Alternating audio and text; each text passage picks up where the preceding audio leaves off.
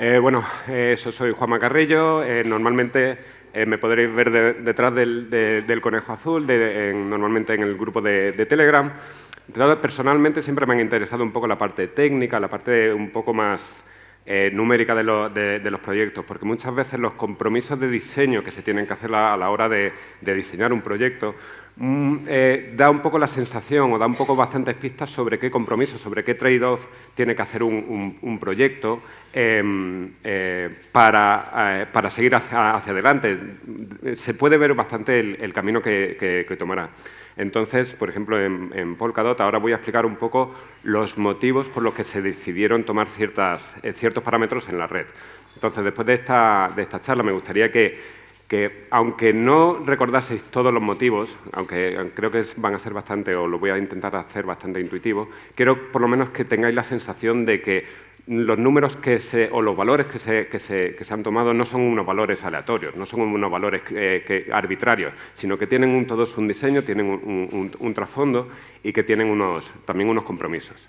Entonces, por ejemplo, el primero de los números, de los valores que voy a explicar, es esos 6 segundos por bloque. En verdad, esto no es verdad, no son 6 segundos por bloque, sino son 6 segundos que tiene cada validador para presentar el bloque que ha producido. Entonces, en esos 6 segundos, el validador asignado a ese tiempo tiene que procesar todas las transacciones, presentar el bloque a la red y compartirlo. Entonces, si llegas una milésima de segundo después de esos 6 segundos que le corresponderían, pierde ese slot y entonces pierde las recompensas que vienen con la producción de ese bloque. Entonces, es muy importante que todos los validadores estén sincronizados.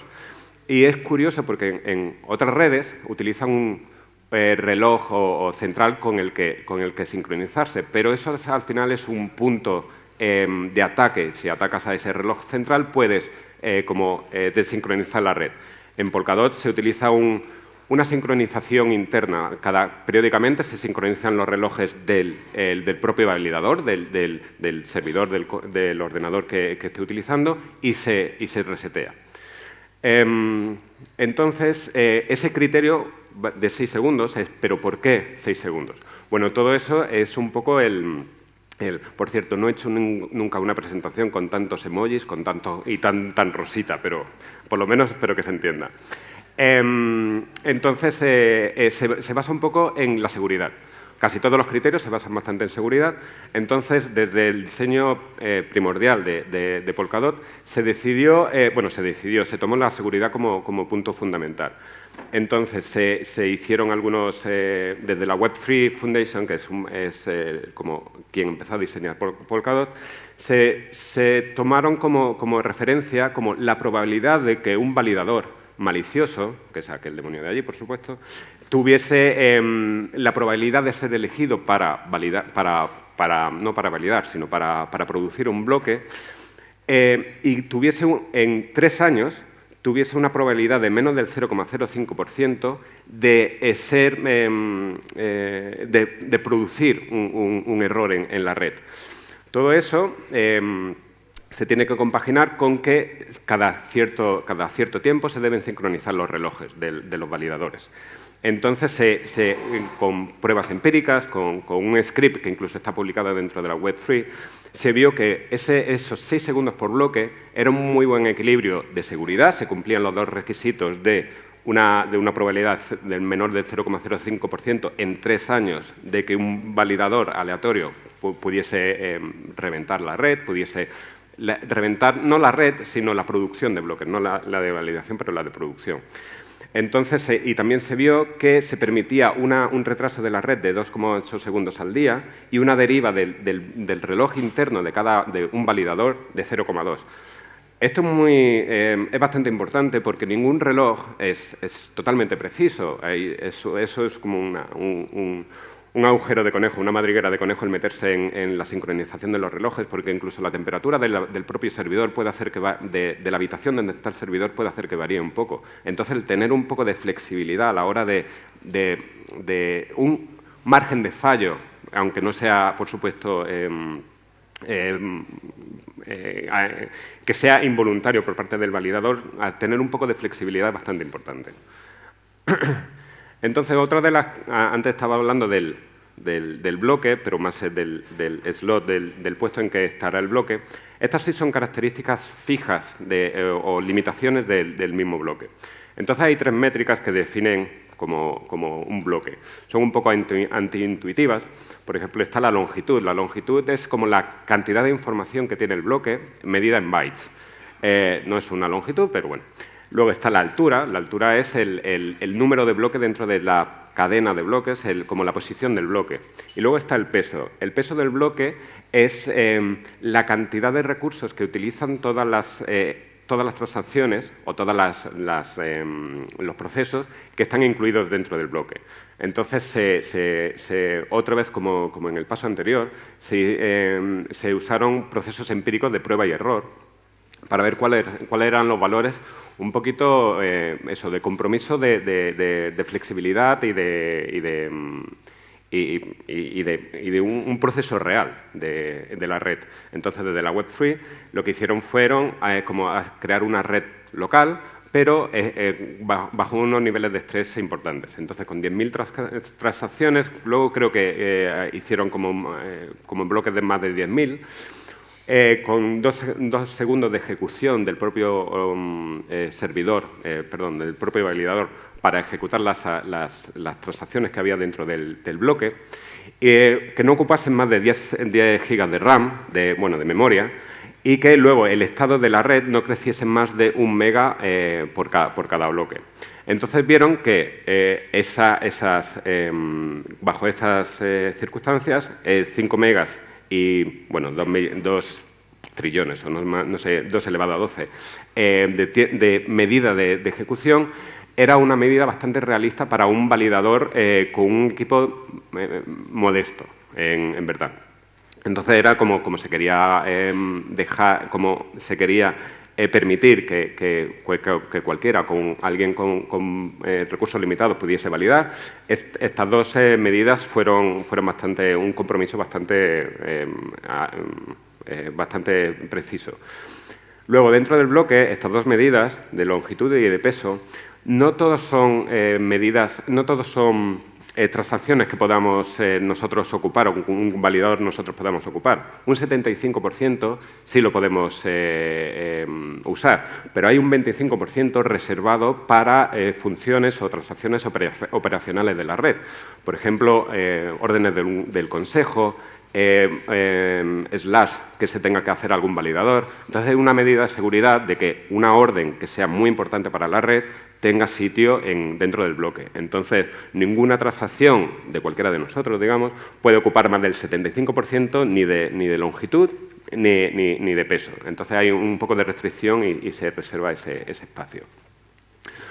Luego, ahora en esta parte sí me detendré un poquito más, porque es el tema de reparto de votos de los nominadores hacia los validadores. Y aquí voy a intentar explicar algunos de los números yo creo que bastante de vosotros vais a estar familiarizados, que es el 16, 22.500, 256 y 297.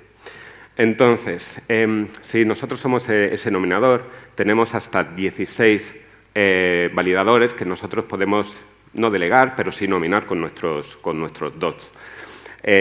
Lo que pasa es que este mapeo, esta relación, se tiene que estar incluida dentro de la red, dentro de un bloque. Y, por supuesto, aquí lo he simplificado bastante, solo vemos un nominador, eligiendo a 5, puede elegir a 16 y unos pocos validadores. Por supuesto, la realidad en la red es mucho más compleja,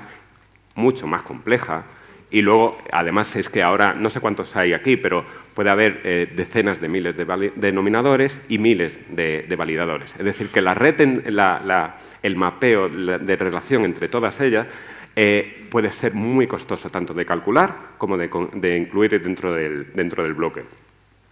Entonces, Para hacer ese reparto se sigue un método, que es el método de Fragment, no sé cómo se pronuncia, pero bueno, como siempre lo he leído, de Fragment, que es un método de reparto de votos diseñado a finales del siglo XIX, creo que es, en lo que se intenta, que es una situación ideal, que es como de, imaginaros que aquí son todos los nominadores ordenados de mayor fondos a menor fondos, que ese método de Fragment lo que intenta hacer es repartir equitativamente el mayor volumen de fondos por el mayor número de validadores. Esta es la situación ideal, la que persigue Fragment. De esta forma, la elección de los nominadores se reparte en los validadores, de una forma equitativa para que nadie tenga mucho más que otro, nunca nadie tenga más poder que otro, digamos. Sin embargo, tanto el cálculo como la solución en sí es bastante pesada. Entonces, todos estos valores lo que intentan es como reducir esa carga. La primera, no sé si se verá, está bastante abajo. La primera, el primer filtro es para la reducción del cálculo en sí, del mapeo de esas relaciones, es como no permitir que se pueda validar con menos de 10 dots. Esto, por supuesto, es como un validador individual. Ahora, con toda la situación de las pools, esto ha cambiado, pero ahora es como un validador, un nominador individual. También otra restricción para reducir el cálculo son mantener 297 validadores. ¿Por qué los 197? Luego lo explicaré un poquito con más detalle, un poco la historia de ese número. Esta es la reducción del cálculo, entonces se reduce bastante. Pero, sin embargo, esta es la solución óptima para todos esos validadores con los 297 validadores nominadores y validadores activos. El resto de validadores que están queriendo validar la red se quedan como en espera. Entonces, estos 297 serán los que validen durante ese día, durante esa era, la red. Sin embargo, esta solución también es bastante pesada. No solo de incluir, porque es bastante larga, tiene bastante información, sino a la hora de comprobar que esa solución es la correcta, es muy costoso. Entonces, nos pasamos de ese 2 elevado a la 12 que nos permite un bloque. Entonces, ahora hay una nueva optimización que es como de todos los nominadores que estaban validando, la red lo que hace es como recortar, como podar la solución para quedarse con los primeros 22.500 nominadores. Entonces, se elimina bastante complejidad. Toda esa maraña verde que vimos al principio, como que se poda, como se optimiza. Y nos quedamos con los mismos 297 validadores que teníamos antes. Luego ahora hay una nueva optimización, esta vez para repartir las recompensas para cada uno de los nominadores. Entonces, se toman los 256 primeros nominadores de cada validador. Ahí es cuando vemos que en la cartera o en la interfaz que sea, vemos que ese nominador está sobresubscrito. Cuando tiene más de 256, está sobresubscrito y al final de los 256 hacia como en la cola de ese nominador, pues no reciben recompensas. Es un poco también para la hora de repartir las recompensas de que puedan ser incluidas en un solo bloque. Entonces, ahí vemos que todos estos números que estamos viendo vienen de las restricciones del mismo bloque que teníamos antes. Y los números y esos valores del bloque vienen por seguridad. Entonces, aunque sea bastante fastidioso muchas veces el restringir a este número, al final todo tiene un poco de sentido, porque toda la solución debe ir a un bloque tiene que tener unas medidas, unas limitaciones para poder ser validado por validadores modestos, que no sea una élite, digamos. Luego, ahora con esta solución ya entra dentro de los límites del bloque y la prueba de esa solución ya puede ser incluida en un bloque. Esto, por supuesto, son optimizaciones que se están aplicando ahora el día de mañana, cuando se pueda, que la red, que vaya modificándose la red, estas limitaciones se pueden ir levantando. Entonces, el día de mañana creo que va a cambiar bastante. Esto es una de las cosas que tenía que haber dicho. Muchos de estos números que estoy explicando ahora, muchos de estos valores, de aquí a unos meses posiblemente estén obsoletos. Si veis el vídeo de aquí a unos meses, posiblemente no haya, no sé, por ejemplo, los 10 se levanten, se aumenten el número, va a haber bastantes cambios, pero bueno, por lo menos, aunque sea un distinto número, perdón, posiblemente los motivos sean los mismos. Luego, exacto. Y ahora, antes comenté lo de los 297 validadores, porque es un número que, por lo menos a mí me llamó un poco la atención, de decir, ¿por qué 297? Es como decir, ¿por qué no? Es como un poco el toque de ¿por qué no lo dejas en 300? Que es un número un poquito más redondo, más bonito. Aquí ya viene un poquito de historia. Entonces, en mayo de 2020 fue el bloque génesis del nacimiento de Polkadot. En aquel tiempo, y el número de validadores ha ido cambiando un poco a lo largo del tiempo, pero en aquel tiempo, en el bloque génesis, había 20 validadores. No se hacían por Proof of Stake o Nomination Proof of Stake, sino que eran Proof of Authority. Eran 20 validadores de la Web3 que dijeron, vamos a echarlo todo a andar, vamos a ver qué tal funciona y ahora vamos a ver. Cuando vieron que todo funcionaba bien, creo que fueron unas 3 semanas o así, Polkadot entró en la fase 2.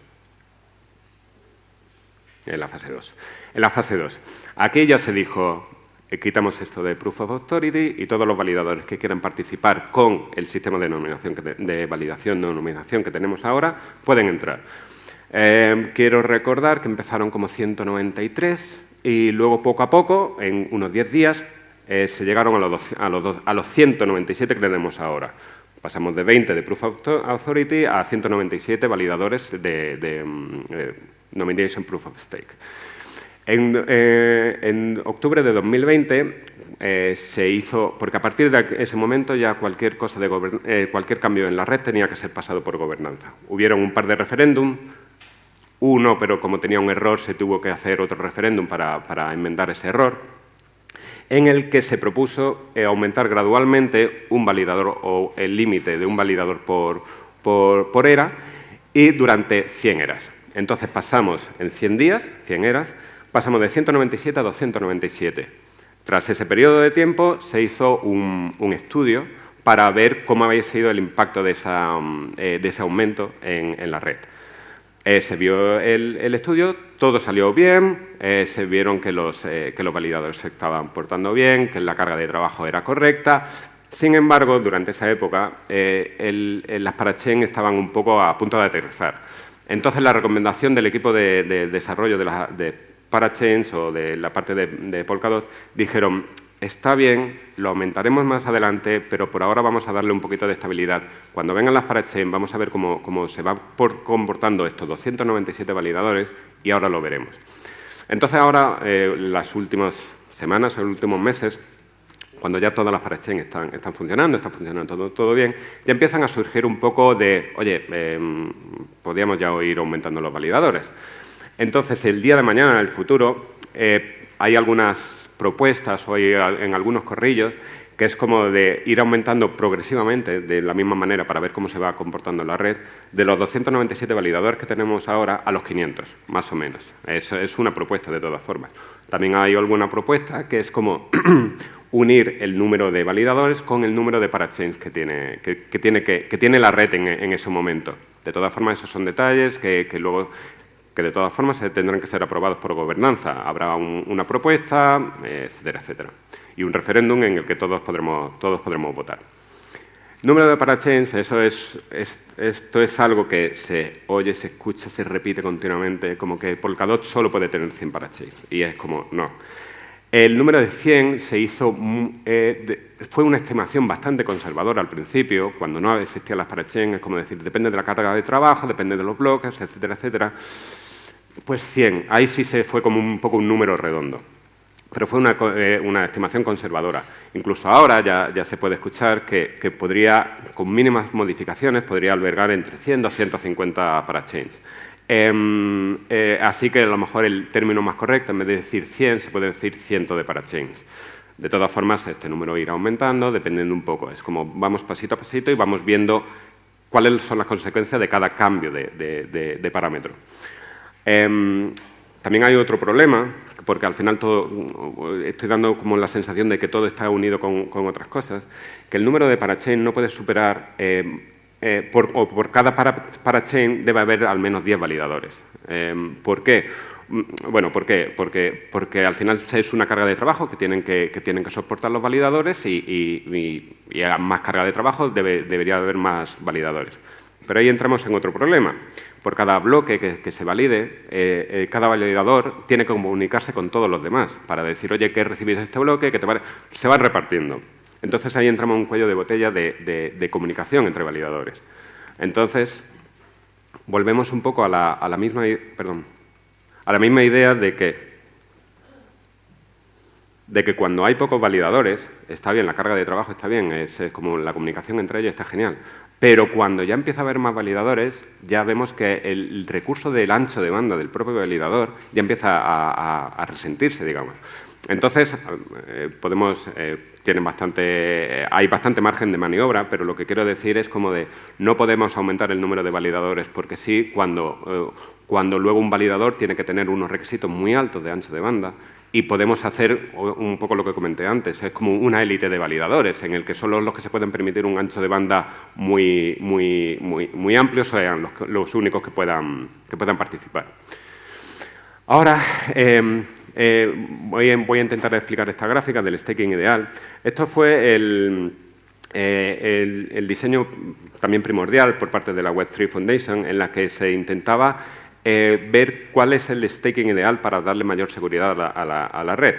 Entonces, se definió que en la ausencia de parachains, Polkadot debería tener un staking ideal del 75% de todos los DOT deberían estar en staking. Esto conllevaría una inflación del 10%, lo vemos aquí, perdón, una inflación del 10% y una recompensa del 13,3%. Y esto, para que os hagáis una idea, es como la línea azul es la inflación, la parte de abajo es el staking, el porcentaje de staking, y es como en la línea azul la inflación es el perjuicio por no hacer staking. En cambio, la línea verde es una consecuencia de la inflación y del porcentaje de DOTs en staking, y es el beneficio por hacer staking. Pero la fuerza locomotriz es el nivel de inflación. Es como lo que se intenta hacer es como si no estás haciendo staking, como la inflación como que te obliga a hacer staking hasta cierto punto, hasta que llega un momento del 75% que si más gente empieza a hacer staking, ese punto ideal se pierde y la gente es como que se deja de hacer staking porque ya no hay tanta presión para hacer staking. Entonces, ¿qué es lo que hace? La gente deja de hacer staking, el porcentaje de gente que está haciendo staking baja, la inflación sube y vuelve a haber esa presión. Entonces hay un vaivén entre la presión de hacer staking y no. Y es el punto en el que se intenta conseguir. Luego, también desde la Web3 Foundation dijeron, bueno, este es el estado sin parachains. Con estado parachain, porque va a haber DOTs bloqueados en las parachains, el sistema debe cambiar. Entonces, el staking ideal sería del 50%, son dos curvas parecidas, pero un poquito movidas a la izquierda, con una inflación del 10%, pero luego, como el número de personas, como el porcentaje de DOTs es menor en staking, al final las recompensas serían algo mayores. Ahora, aunque esto fue la propuesta, ahora mismo se está viendo que debería hacerse dependiendo no sea blanco y negro, como hay parachain, no hay parachain, sino que dependa un poco del número de parachain que haya en el sistema. Entonces, aunque esto fue lo propuesto por la Web3, va a ser algo más dinámico. Entonces, veremos cómo en Kusama está ahora, que el staking ideal está cambiando dependiendo del número de parachains. Luego, para acabar un poquito con una nota más ligera, un DOT es el depósito existencial. El depósito existencial es una forma de optimizar la red para señalar que una cartera está activa. Entonces, hubo un commit muy al principio, en 2019, en la que se dijo que iba a ser one buck. Sería como, en castellano, sería como un pavo. Es como decir, pues vamos a ponerlo que sea un euro, un dólar, un buck. Y luego, pues fue este pavo el que hizo este commit, el que, allá por julio del 2019, esto más que una estimación es como una unidad monetaria dentro del sistema. Pero bueno, me pareció gracioso el que le hayan puesto como un pavo. Y luego también, ya voy acabando, muchas gracias a la gente que ha soportado un poco mis preguntas, porque hay muchas que me costó encontrarlas. A Bill Labun, a Joe Petrovsky, a Bruno Galbao, que me ayudaron, y luego a los desarrolladores que comentan el código. Muchísimas gracias, porque una vez metido en el código, cuando ves un comentario que explica una línea de código, es como muchísimas gracias. Un poco algunos de los enlaces que he utilizado. Y luego, si he explicado alguna cosa muy rápido o que no se ha entendido bien o que no me he metido en profundidad, me podéis encontrar por aquí o en alguna red social. Esta presentación está dentro del IPCS, no sé lo que aguantará, pero bueno, está ahí, una versión de esta presentación por si le queréis echar un ojo. Y bueno, eso sería todo. Muchísimas gracias.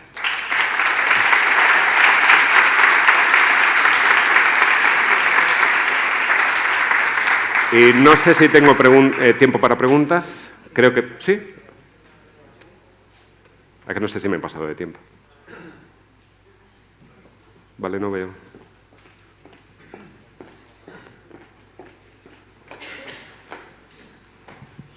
Gracias.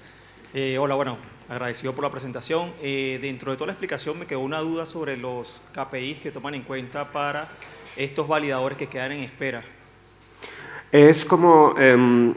los nominadores tenemos 16 validadores que podemos elegir. Dependiendo de la elección o de la preferencia de cada uno de los nominadores, habrá unos validadores que estén más elegidos por la comunidad o menos, que puedan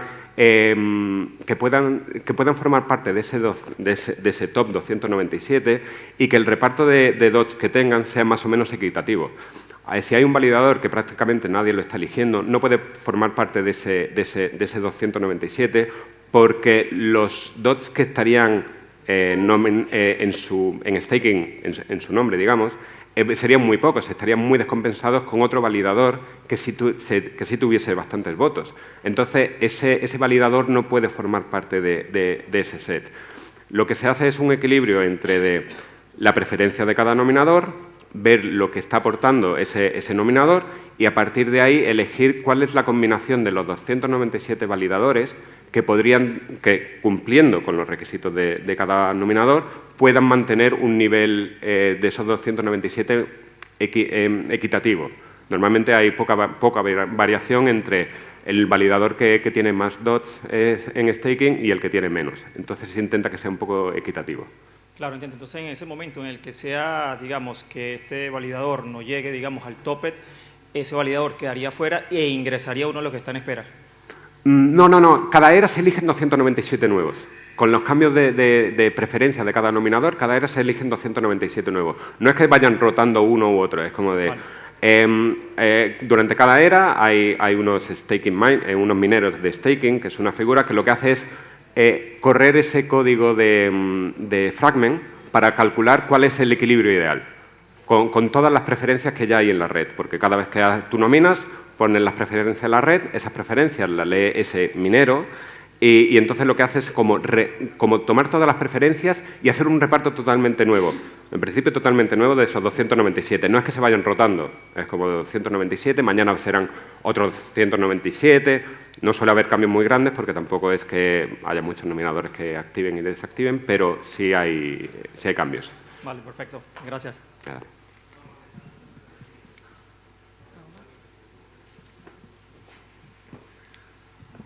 Gracias. Hola, buenas. Bueno, mi pregunta va sobre qué es lo que se tiene en cuenta para determinar qué porcentaje de recompensa es el que se ofrece. Es un poco lo que he comentado antes de la inflación. La inflación al final es la fuerza motriz.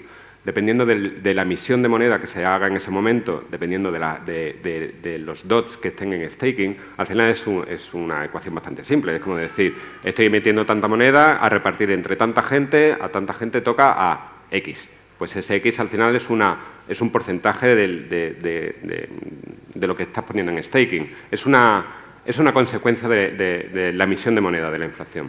Vale, muchas gracias. Pues muchísimas gracias, Juanma.